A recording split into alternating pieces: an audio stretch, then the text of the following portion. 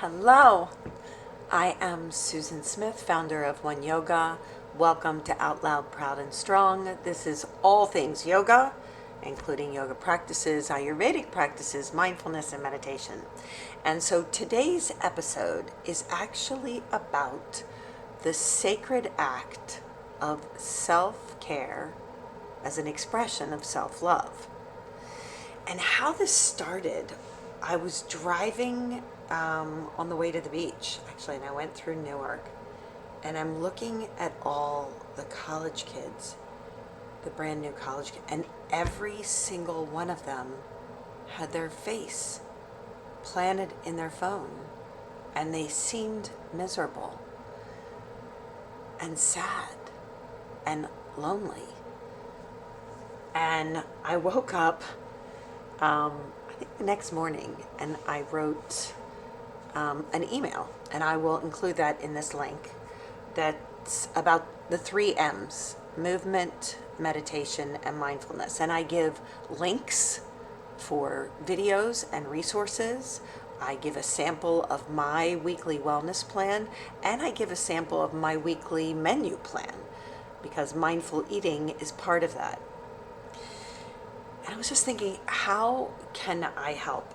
My whole business is about helping others find happiness, joy, purpose, abundance, peace, and clarity through the practices of yoga. And I was like, yeah, I need to share that, but I also need to share a little bit about my experience. So if you listen to the first episode, I worked in corporate America, and even though I, made great money and had what looked like a beautiful life, I was suffering. I was unhappy and I was sad.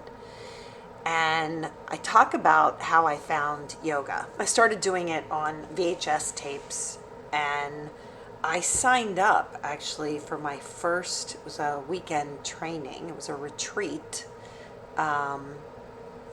over 25 years ago. And I thought, I teach a day retreat called The Journey Within every single year, and have done that since 2002. And I do that because my first experience was so profound. I'll never forget walking in there. It was like 175 people at this day retreat, and I'm brand new, and I'm looking around and watching people warm up and do all this stuff, and I'm thinking, oh my God, I am such a fish out of water here, right? But I spoke to the woman to the right and left of me, and they were also newbies. The energy in the air was electric, and I knew in my heart that this event that I was participating in was gonna change the trajectory of my life. And it did. And it was a day full of yoga practice and lecture. I learned some of what the 8 limbs are all about. We broke down the poses, and I learned about alignment and how energy gets trapped in the body. We did journaling and sharing. We took walks in nature. We sat and ate, practiced mindful eating. We connected, we shared, and that whole immersion experience was not only exactly what I needed, but it was the recipe for how I needed to live my life. I needed to wake up and be more mindful. And so I'm going to invite you on September 23rd, 2023. I am teaching a day retreat at Ashland Nature Center in Hockessin, Delaware. And I started this day retreat many years ago because I had little babies, and a lot of people couldn't go away for a full-fledged retreat at the time. And I certainly couldn't, because I had a 1-year-old and a 4-year-old at home.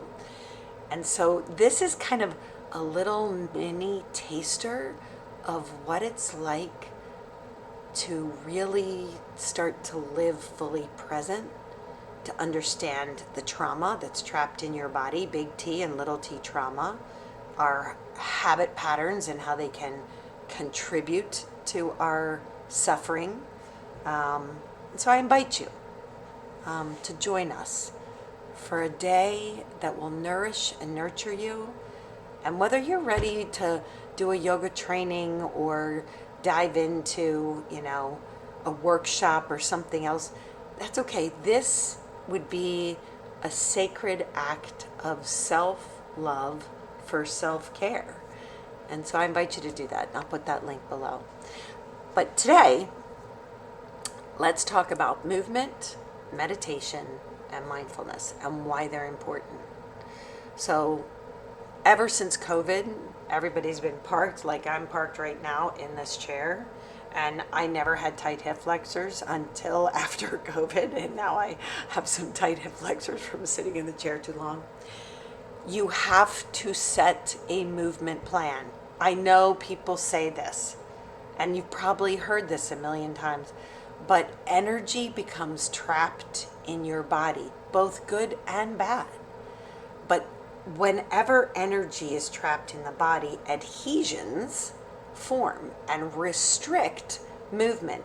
They change the kinetic chain. They change how you move. They change how you breathe, which ultimately changes your nervous system. So you'll see in the links below is an email, and it has videos for movement, video for meditation. It has my weekly wellness plan.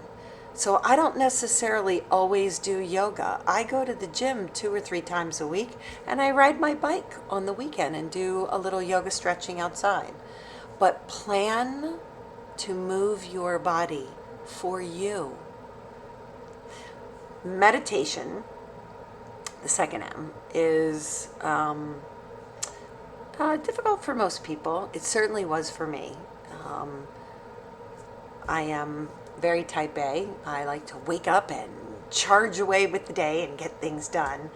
And so to just sit and meditate was very difficult. However, so there are brain waves, alpha, beta, delta, theta, and gamma. But we're just gonna, so alpha brain waves are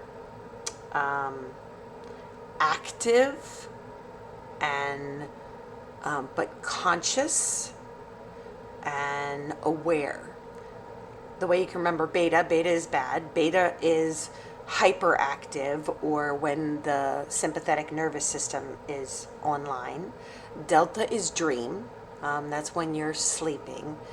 But theta and theta waves are the brain waves that when you're kind of either going from, when you're sleepy right before bed and you're almost dozing off, or just upon waking. And so meditation, and those are the brain waves that actually stimulate and solidify our connection to source energy, to consciousness. And so meditation, a regular practice of meditation, brings your alpha and theta brain waves online. They help you maintain a conscious, aware, peaceful state of mind. So I always recommend, when you're just starting to meditate, wake without an alarm, if possible, because alarms jolt the nervous system, right?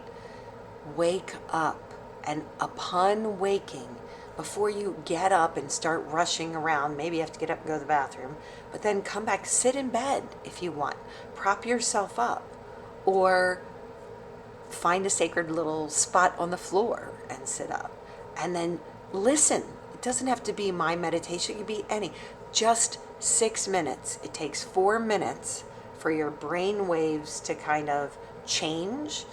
So you need at least 4 minutes, but even 1 minute of breath and meditation is better than none. But 6 minutes is your goal. So I'll put a link down here for that. Because as you practice meditation, you naturally increase your mindfulness. And mindfulness is just the state of being aware and conscious. And in yoga, we practice mindfulness in a lot of ways.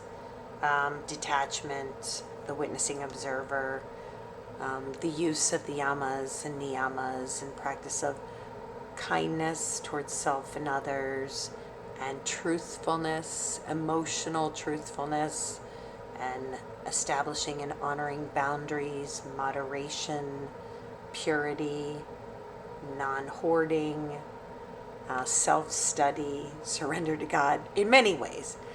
But just for now, and the practice of mindfulness is just to become aware of how you are showing up, how you are responding in a situation. One of the ways, and I always kind of make jokes about it, but the way you know you have a samskara, or cellular energy that's become unconscious habituation, that is usually grounded in avidya, ego, fear, attachment, or aversion. The way you know you've hit a little bump in the road is because you have a reaction in the present moment that's disproportionate than what it should be. And so, it's a funny story.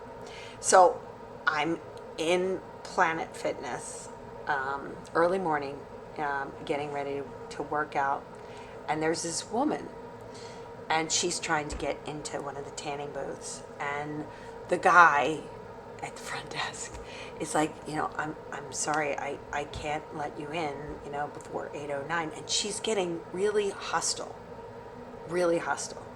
And I was trying to be helpful, was not a good move. I said, you're not allowed to, within 20, and she snaps, and she goes, I know, I've been a member here for so long, I don't, and I backed up. That had nothing to do with me.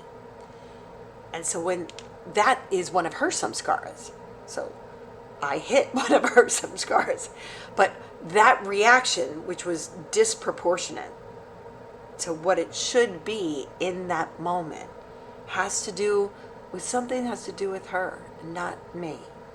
And so my act of mindfulness is to give her space to soften, detach, and allow her words to simply hang in the air so that they can be reflected back to her. She'll figure it out when she's ready. She's not mad at me. She's in despair. She's in suffering. So as you start to practice mindfulness, if you are experiencing road rage, then just go, oh, that's really interesting. I'm experiencing road rage. Why? Why is that? Am I afraid of being late? Do I hate that? Where did that come from? Just become a witness to your own actions and reactions.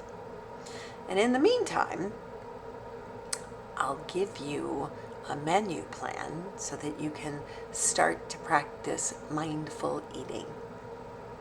That's a great place to start. I am Susan Smith, founder of One Yoga. This is Out Loud, Proud, and Strong, owning all that we do boldly and moving forward with all the gifts of yoga. Thank you so much for listening. Don't forget to check out those links. And please, I invite you to join me for that day retreat. Give yourself a gift. Peace and blessings. Namaste.